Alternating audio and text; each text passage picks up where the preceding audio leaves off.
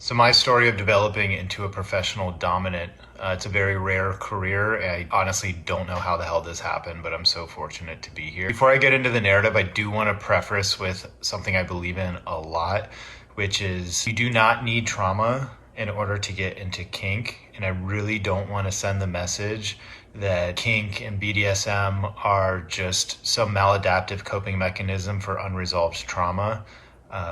However, trauma is part of the human experience. It's inevitable, it's unavoidable. So do with that what you may. And my experience is that BDSM and kink has been one of the most healing modalities for some of the things that I've experienced earlier in life. In addition to therapy, support groups, community, lots of reading, lots of podcasts, and really my role in the kink community is an accumulation of all of the things that I've done. I will start this story with first thing I remember happening, which was at 5 years old. My male neighbor babysitter, who was a college student, was molesting me. And as a child, I didn't know there was anything wrong with it. I was 5.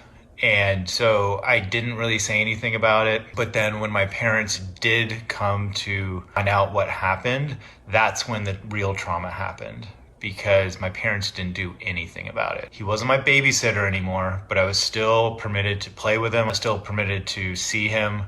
And the message that sent me was that the events were not important and I could just forget them. So I did. So those memories went deep into my subconscious. And problem with that, aside from the obvious, is that as I got older, my subconscious started to develop a sense of morality and understanding that what took place was not okay.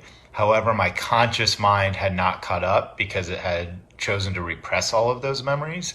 And so I grew up with this very nagging, unsettling discomfort, this panic, worry, anxiety, this fear that I wasn't worth anything, that I wasn't worth saving, I wasn't worth protecting, that I was carrying around a scarlet letter of like just being a loser, and I wasn't going to amount to anything. I just had no value. And I didn't know where that came from, and I couldn't even articulate it. It was just this weight on me. The only thing that helped with that was at 13, I discovered alcohol.